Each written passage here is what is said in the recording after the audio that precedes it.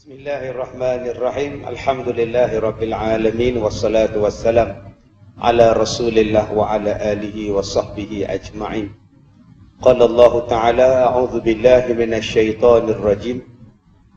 Ya ayyuhan nas qad ja'atkum mau'izatun min rabbikum wa shifaa'un lima fis sudur wa hudaw wa rahmatul lil mu'minin.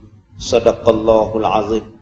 Terima kasih kepada Piyu Rahmat selaku moderator, kepada Tuan Nazir dan seluruh ahli-ahli jawatan kuasa masjid, Tan Sri, Puan Sri, Datuk-Datuk, Datin-Datin, tuan-tuan dan puan-puan, mudah-mudahan dirahmati, diberkati oleh Allah Subhanahu wa taala. Amin.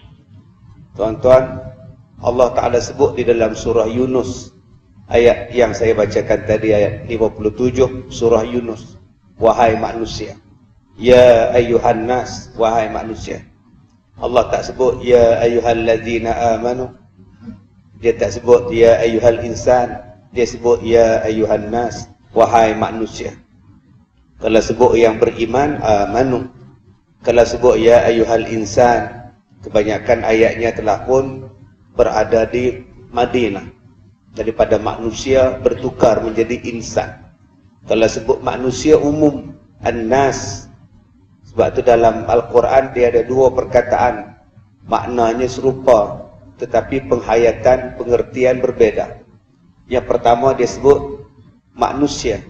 Manusia ni manusia lah, Piyu Rahmat. Tetapi apabila Allah gunakan perkataan insan, itu lebih halus, lebih lembut hatinya, lebih beriman kepada Allah, lebih tersentuh hatinya, maka digunakan perkataan insan. Insan. Manusia umum, jahat pun manusia, baik pun manusia, semayang pun manusia, tak semayang pun manusia juga. Maka kata Allah, ya ayyuhan nas, wahai manusia, qad ja'atkum mau'izatun min rabbikum, telah datang kepada kamu pengajaran daripada Tuhan kamu. Allah sebut manusia, pengajaran telah sampai kepada kamu. Apa maksud? Semua manusia memerlukan pengajaran. Semua manusia memerlukan nasihat. Semua manusia tak kira siapa pun, dia memerlukan mau'izah, pengajaran. Dan Allah Ta'ala sebut di sini an-nas, manusia. Siapa-siapa pun manusia. Dia penceramah ke, dia ustaz ke, dia mufti ke, dia siapa pun, dia pemimpin ke, dia orang biasa ke, dia suami ke, dia isteri ke, dia memerlukan pengajaran. Dan Allah Ta'ala kata, aku telah memberikan pengajaran kepada kamu. Qad ja'atkum mau'izatun min rabbikum. Jadi pengajaran yang Allah Ta'ala beri kepada kita ni tuan-tuan macam-macam. Ada pengajaran yang kita sebut sebagai Al-Quranul Karim. Pengajaran daripada Al-Quranul Karim. Ada pengajaran yang Allah Ta'ala utuskan manusia untuk membimbing kita.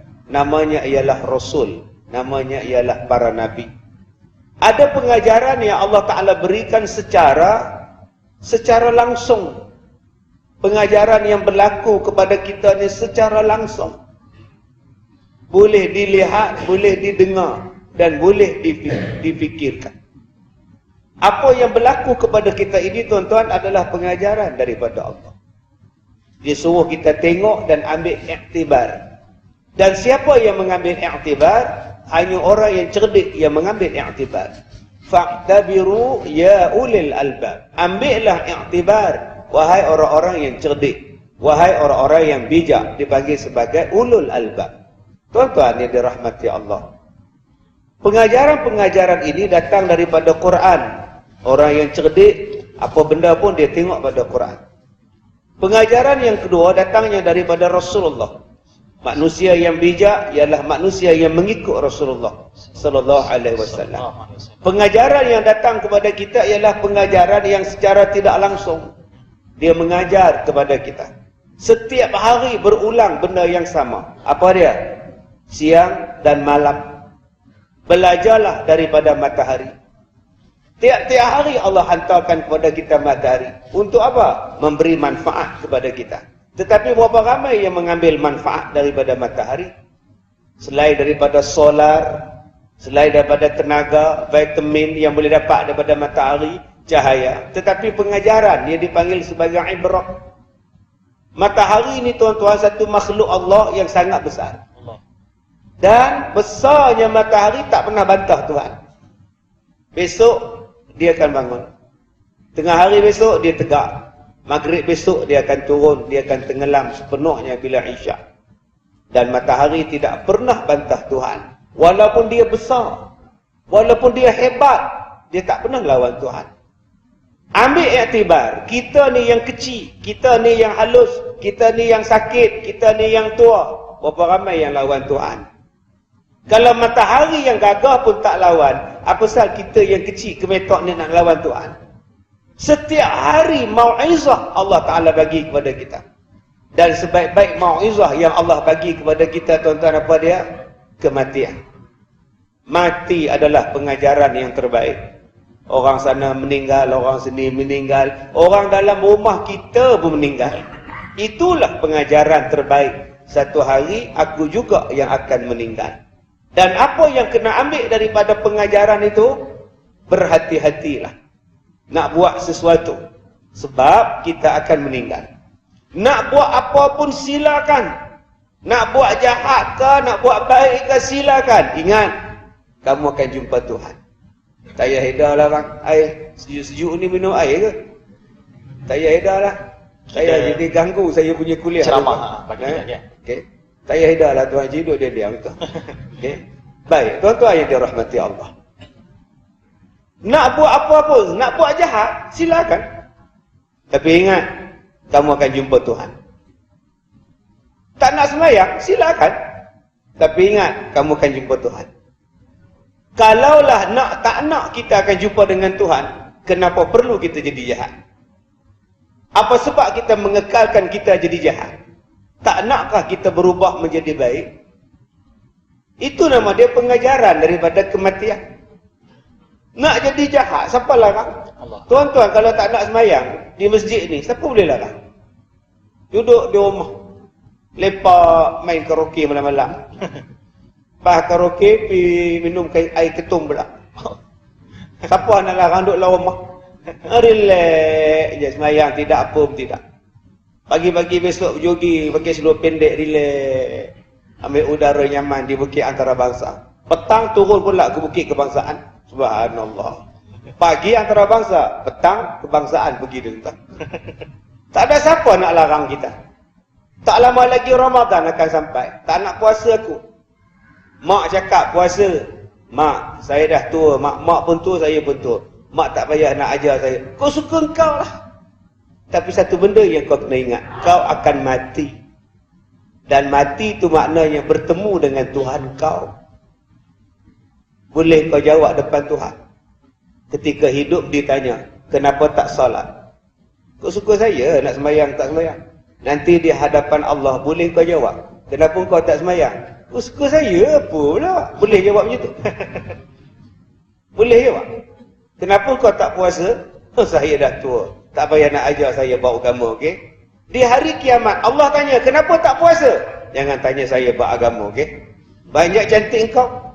Apa yang kita nak jawab di hadapan Tuhan? Mau'izah Allah bagi. Kaya, hebat, tua, muda, miskin, semuanya akan mati. Kenapa tak ambil mau'izah daripada Tuhan? Pengajaran daripada Tuhan. Tuan-tuan, Piyu Rahmat akan mati, saya akan mati, tuan-tuan juga akan mati. Dalam mati-mati yang baik ini apa? Yang kita nak mati ini baik apa? Ya ayyatuhan nafsul mutmainnah, irji'i ila rabbiki radiyatan mardiyah, fadkhuli fi ibadi wadkhuli jannati. Tuan-tuan, ini cerita Allah yarham Rajuli baca talqin di kubur ni. Cerita Haji Samsudin, kalau tuan-tuan ingat. Fauzi Ahmad Daud mati dalam tap mandi di rumah dia dengan Latif Ibrahim. Haji Samsudin nikah dengan Nur Kumulasari. Nikah dengan Nur Kumulasari tengah duduk bersanding. Datang hero lama Nur Kumulasari duduk renjih air mawar. Pengsan Nur Kumulasari, Pak Woman. Balik naik kereta pengantin, berlanggar dengan lori balap. Allah. Accident. Koma Jin Samsudin, nama dia Jiman. Jadi botak tu duduk atas kursi roda, jadi botak. Tu nama dia Jiman. Isteri dia Nur Kumulasari, Latik Ibrahim pula mengurat. Latik Ibrahim pula mengurat, dapat cerai dengan Jiman, nikah dengan Latik Ibrahim. Okey. Jadi madu pula Oji Ahmad Daud. Mabuk Oji Ahmad Daud, mati pula dah dalam bilik mandi. Bawa pergi ke tanah perkuburan. Siapa baca telkin? M. Rajuli. Saya nak cerita yang tu lah. Punya Joh ni tengah bersanding lah, langgar dengan lori balak, lapar semua. Apa yang M. Rajuli sebut? Masya Allah. Tuan-tuan balik cari YouTube. Bab M. Rajuli baca telkin. Naik bulu roma. Dia baca telkin tu, naik bulu roma tu. Ya Ihsan binti Hafsah. Subhanallah tuan-tuan. Abang-abang yang mana baca telkin, tiru M. Rajuli. Jangan lembek. Wahai Muhammad binti Hafsah. Apabila datang malaikat pada kamu, janganlah kamu takut dan gentar. Kerana mereka pun adalah makhluk Allah seperti kamu. Agak-agak mayat dalam kubur tu jawab apa?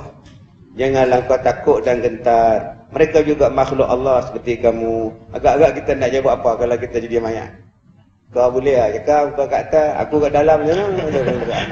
Subhanallah. Kalau mayat tu boleh jawab lah. Dia memberi pengajaran pada yang hidup. Saya kalau baca telkin, yang jauh-jauh tu saya suruh pergi dekat. Yang duduk bawah pokok, yang duduk sana cari tempat teduh. Mari dekat. Sebab saya nak ceramah dekat yang hidup. Bukan saya nak ceramah yang mati tu. Yang ceramah yang mati itu nama dia talqin. Talqin ni tuan-tuan ada 3. Dia cerita buat talqin pula. Pertama, talqin mengucap 2 kalimah syahadah. La ilaha illallah Muhammadur Rasulullah. Itu talqin pertama. Mengatakan, mengesahkan bahawa aku Islam. La ilaha illallah. Yang kedua, talqin masa bila? Masa nak mati. Menetapkan dia. La ilaha illallah. Orang sakit tadi pun ikut. La ilaha illallah. Itu talqin.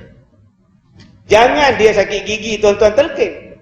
Din, ikut aku talqin dia macam ni. Kawan baru sakit gigi, bukan sakaratul maut. Baru pening kepala, aduh, sakit kepalanya, aduh. Ikut ya lah. Bukan tuan-tuan. Dia sepaknya kita pula sakit kepala tuan-tuan. Yang keduanya, menetapkan waktu dia sakarat, nak mati, kita talqinkan dia supaya dia tak goyang. Talqin yang ketiga tuan-tuan, ketika berada dalam kubur, maka kita sebut pada dia, ingatlah dengan kalimah ini, la ilaha illallah. Tetap mayat dalam kubur tu tak berubah. Itu namanya talqin tuan-tuan. Baik, balik pada kisah M. Rajuli tadi. Yang kita ni semua ni akan mati. Itu pengajaran tu. Terus saya katalah aku ni sadar. Lambat lagi nak mati kot. Jangan cakap. Dia naik kereta, langgar tiang elektrik. Terbelah tiang elektrik, terbelah kereta dia. Dia keluar. Elok keluar pada kereta dia. Okey. Semua orang berhenti. Okey. Tak apa, kereta sadar tadi. Tiba-tiba tiang elektrik timpa dia. Dia meninggal bukan sebab langgar tiang elektrik. Dia meninggal sebab tiang elektrik langgar dia pula tuan-tuan. Begitulah hakikat kematian. Tak kepelik tuan-tuan. Ada orang yang sadar tuan-tuan. Setakat benda ni diangkat sebelah tangannya. Besi beratus kilo boleh diangkat. Ada orang tuan-tuan yang kopek, yang belah buah durian begini je ustaz. Ni begini, terbuka durian dia punya kuat. Durian Belanda tuan-tuan. Subhanallah. Apa heran dia? Begini je. Kamu kuat ke kamu tak kuat, bila mati lemah. Diusung, dimandi, dipakai, dihantar. Liang lahat muat seorang, gelapnya wahai tidak terperi. Selesai tanah ditimbus orang, tinggallah jasad seorang diri. Berteman kak, Duduk dalam kubur tak berteman kau. Oh, nya. Padahal janji sehidup semati ramai. Ni mula-mula kahwin janji tau. Oh, nampak. Bila mati seorang. Seorang. Meninggal suami. Isteri menangis. Gini dia lah ingut. Abang cakap nak mati sama-sama. Kenapa abang mati dulu? Tapi hati abang tinggalkan saya bang. Mayat sedang dikafan tu. Siapa nak jaga saya bang? Imam jawab, saya ada. Yang mana faham bang? Bukan imam sini ya. Jangan jangan kata Imam Hamzah ni pula tuan-tuan. Ni Imam Mahdi tempat lain ni. Tuan-tuan Imam Hamzah tuan-tuan. Tuan-tuan, yang kita nak ialah ya ayyatuhan nafsul mutmainnah. Wahai jiwa yang tenang. Mutmainnah itulah dipanggil sakinah. Ketenangan. Baru nak masuk tajuk keluarga sakinah. Punya jauh pusing tuan-tuan. Tadi Piyu Rahmat sebut. Tadi semalam kami buat di masjid Semenyih. Orang sibuk ngumum pilihan raya, kami sibuk forum tuan-tuan. Ya betul, kebetulan. Kita dah rancang 2 bulan yang lepas. Kebetulan pula kena pula tarikh pilihan raya tuan. Makcik cakap, ustaz tolong doakan supaya saya bahagia di dunia, bahagia di akhirat. Bahagia di dunia itu kita sebut Rabbana atina fid dunya hasanah wa fil akhirati hasanah wa qina azabannar. Apa makna ya Allah berikanlah kami kebaikan di dunia dan kebaikan di negeri akhirat. Apa makna kebaikan di dunia? Bahagia. Apa dia? Ketenangan. Apa dia? Sakinah. Apa dia? Nafsu yang mutmainnah. Nafsu yang mententeramkan. Itu dia. Rabbana atina fid dunya hasanah. Kita minta tuan-tuan. Dalam dunia rasa tenang, waktu nak menghadap Allah rasa tenang. Sehinggalah malaikat berkata kepada dia, wahai jiwa yang tenang, baliklah kamu kepada Tuhan kamu dalam keadaan Allah sayang pada kamu dan kamu sayang pada Allah. Tuan-tuan, selalu kita sebut mayat ditarik, roh dicabut. Selalu kita sebut mayat ditarik, roh dicabut. Macam mana tuan-tuan? Adakah malaikat duduk di ubun-ubun kepala dia rentak punya kita? Ya ke? Adakah macam itu? Semua orang akan mati ni. Dipanggil, diseru. Manusia yang paling diseru dengan lemah lembut Rasulullah. Ruh Rasulullah dipanggil keluar dengan lemah lembut. Dengan paling lemah lembut pun Rasulullah kata sakit lagi sakaratul maut. Nabi Muhammad tak ada dosa tuan-tuan, pun sakit lagi. Sampai Nabi ambil tangan dia, Nabi celup dalam mangkuk, Nabi doa ni. Ni Nabi doa, Nabi sapu di muka dia, ya Allah, mudahkanlah kematian aku ya Allah. Itu Nabi Muhammad. Allah. Ni kita ni, dosa siang malam. Allah. Tengah dengar kuliah maghrib pun dosa. Macam. Tengah dengar ceramah pun dosa. Tengah berceramah pun dosa. Allah. Bayangkan. Apa dosa kita orang yang dengar ceramah ni ustaz? Ngumpat. Tengok dalam TV putih Ustaz Kazim. Tengok betul-betul hitam kan? Sudah. Dosa lah tuan-tuan. Baik minta maaf kat saya siap-siap tuan-tuan. Tengah dengar ceramah pun dosa. Saya ni orang kampung tuan-tuan. Nak pegang mikrofon pun tak berhenti. Macam mana pula nak kepit ni tuan-tuan? Berapa ramai cakap? Patah pula lah tu, bodoh betul. Mana pula penceramah dia orang Jepun, pakai mikrofon tak kerti bengong betul tuan. Dia bukan untuk siap sini dan tempat lain tuan-tuan. Bayangkan tuan-tuan, kita yang 24 jam ni terlibat dengan dosa ni, agak-agak nak mati macam mana? Allahu Akbar. Takut tuan-tuan. Lagu yang pernah diharamkan, yang pernah di-ban, bila Israel datang memanggil, jasad terbujur di pembaringan, seluruh tubuh akan menggigil, sekujur badan yang kedinginan. Ni subhanallah, pernah diharam lagu tuan-tuan. Punya takut ke mati macam tu. Lagu ini pun diharamkan, bayang tuan. Kalau Ustaz Kazim diharam, kata kan lagu ni pun diharamkan. Subhanallah. Tuan-tuan, yang kita nak bila kita mati tu jiwa tenang. Di dunia pun tenang, waktu nak mati pun tenang, insya-Allah. Kata Allah, irji'i ila rabbika radiyatan mardiyah fadkhuli fi ibadi. Engkau masuklah dalam syurga sebagai hamba-Ku, kata Allah. Jadi mesti ada bekalan, mesti ada yang terbaik. Dan sebaik-baik bekalan untuk kita mati ialah taqwa. Wa tazawwadu fa inna khairaz zadi taqwa. Taqwa itulah tuan-tuan yang membawa kebahagiaan kepada kita. Insya-Allah kita sambung selepas ini. Nak Azan? Teruskan. Tuan-tuan perempuan yang saya kasihkan Allah Subhanahu wa taala. Bila cakap pasal mati ni tuan-tuan perempuan, persiapan yang paling baik adalah sedekahlah. Kenapa saya kata sedekah? Nabi SAW sebut dalam satu hadis Nabi, semua amalan akan terputus kecuali 3. Banyak kali dah kita dengar. Yang pertama apa? Amal jariah, sedekah jariah, ilmu yang bermanfaat, doa anak yang soleh. Bila kami mengaji hadis ni, menarik Tuan Guru Syekh Nuruddin Al-Banjari, dia kata, perasan tak kalian, hadis ni bila dia senaraikan 3 ni, dia mula dengan hadis, Nabi mula dengan hadis ni, sedekah amal jariah. Doa anak soleh nombor 3 macam. Kenapa? Kami duduk diam tak tahu jawapan, kami tunggu je. Tuan Guru sambung, Syekh Nuruddin sambung, dia kata apa? Kenapa anak soleh nombor 3? Sebab bukan semua anak boleh jadi anak soleh. Means turutan ini sengaja Nabi susun ikut keutamaan. Fiqh aulawiyat, fiqh keutamaan. Yang mana lebih utama kita utamakan. Belum tentu anak yang dapat harta tu dia akan infak, dia akan sedekahkan, dia akan wakafkan untuk kita. Belum tentu. Kita punya harta kita infakkan.